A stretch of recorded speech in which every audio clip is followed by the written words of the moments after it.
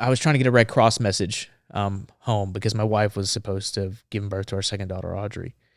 And, due to all of the news we got late and everything else that happened, I was just so nervous and for her. And I hadn't heard, and all my friends that I would see be like, hey, have you heard anything? Everyone's trying to communicate. And there were these French reporters that were with us, and Ryan was like, hey, they're your responsibility. And I was like, please no, don't give me reporters, much less French reporters. Come on, Ryan. Yeah. And he's like, you got to take care of them. Cool. And reporters, depending on who they are, they're either too brave or not brave enough.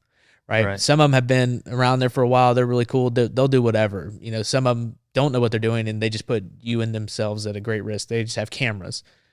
And so we go out, we push, and we take fire. And, I can't remember their names.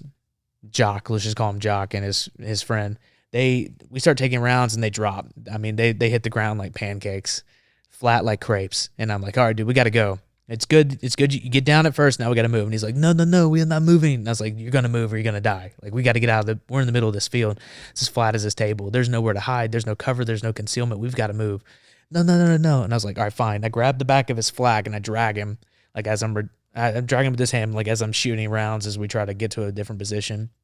We then get to cover. We continue on with the mission. We see some more stuff. We then go back and we're on our way back.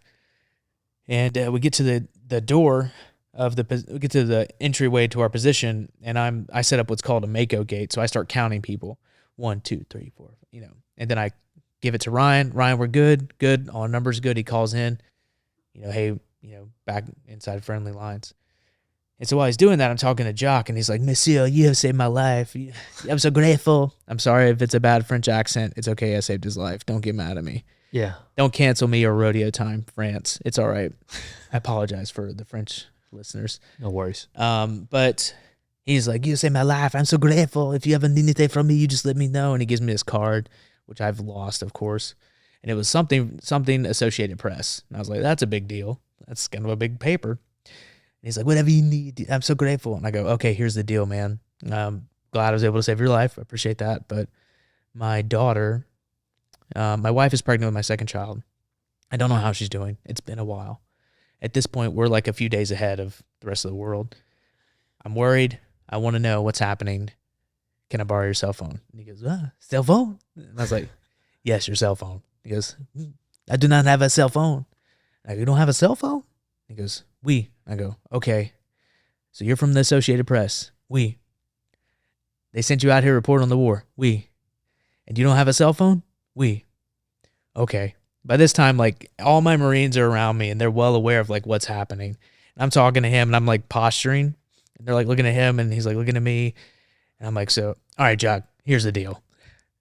I know you got a cell phone, because I know they didn't send you out here for no reason without a cell phone.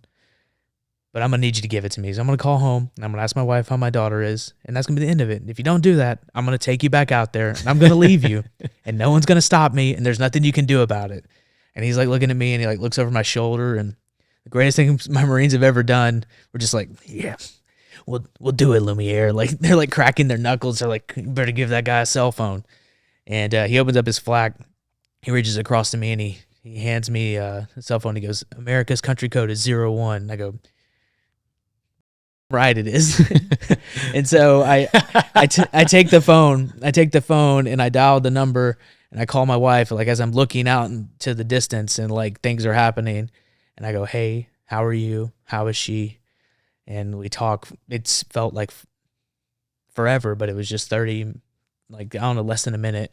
And I go, I love you. Don't ever call this number again. It belongs to a French reporter. I'll talk to you soon. Click. Yeah. That's how I found out my second daughter, Audrey, was born. That's crazy that he, like, whatever you need. It unless you're trying to use my minutes. Yeah, dude, it was like he was paying for him. I was like, Mr. Associated Press is going to cover the charges. Why was he so hesitant? I don't know, because I just saved his life. Like, had I not pulled him out of that field, right. The best thing is they would have, like, killed him, but most likely they would have tortured him and, like, tried to done everything, ransom him. Yeah, but he instantly, instantly was like, no. I'll never forget him be like, no. Like his hands were up like, you know, Anything you need. yeah. Can I get a ride to Yeah. this gas station? Oh, except for that. Yeah, except for that. And it wasn't much. Like I was just like looking.